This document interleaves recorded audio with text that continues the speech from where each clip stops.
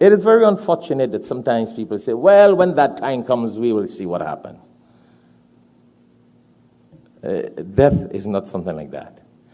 Death is not just like crossing a bridge. When we reach the bridge, we'll cross it. You know, proverbs and wise sayings are good for its place and its time, but it does not necessarily apply to everything. When we reach the bridge, we'll cross it. That's something else. When it comes to death, it ain't about when we reach death, we'll cross it. Death is something we got to be prepared for. There's a little difference with that. That's not just a bridge. That's a bridge that we got to prepare to cross.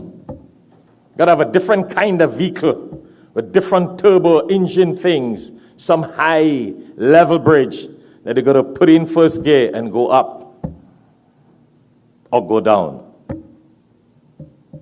You know, that reminds me of the incident about a father who once asked a son. He said, the father told his son, he said, do you realize and do you remember that you got exams tomorrow? The son said, yes, Dad, I know. Tomorrow I got my exams. No need to remind me. I know I got exams tomorrow. The dad said, you know, I'm not reminding you that you got exams tomorrow. I'm sure you know you got exams tomorrow. What I'm reminding you about is, have you prepared for your exams? So we all know we got death tomorrow. We all know that death is in front of us. But have we prepared for this journey of death and what takes place in the grave and what goes on afterwards? Are we prepared for that, those consequences? That's what the question is. That's what the dad is asking the son. Now, preparation does not just mean, well, son, you got an examination. Yeah, you bought your spot. Yeah, I bought my spot. You set up with Fred Hunters, everything, or the cemetery. Yeah, I did that. I already have people lined up to do everything. I got my clothing to be buried in. I got the imam already online. I got everything. Well, listen, that is not preparation for death. You know why? Because when we will die, where we will die, how we will die, we don't even know.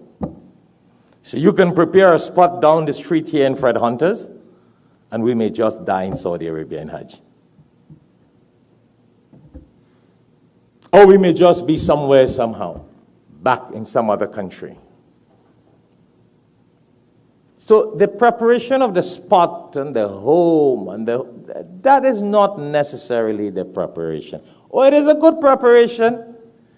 It may be part of the preparation, but it's not the purpose of the preparation, because that will happen anyhow. One thing for sure, you know, when we die, everybody will get rid of us.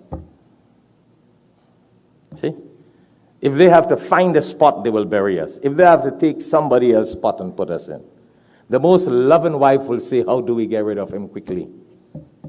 The most loving husband will say, how do we get rid of her quickly? Well, I'm just using the word rid. How could we bury her as fast as possible? Suddenly everybody become Islamic. Aren't we supposed to bury quick? Aren't we supposed to bury quick? See? Everybody wants to get rid of us quickly. So the preparation of the spot and the funeral home and the imam and whoever to live, that is basic. Good, not necessary. Good, not necessary. Because remember, even if the government has to bury us, the state will bury us. All right? When you come to America, you have to get a visa to come. If you die in America, you don't need a visa to be buried in the hole. They will find a way to bury you for free. No visa to go down there. Everybody will do it.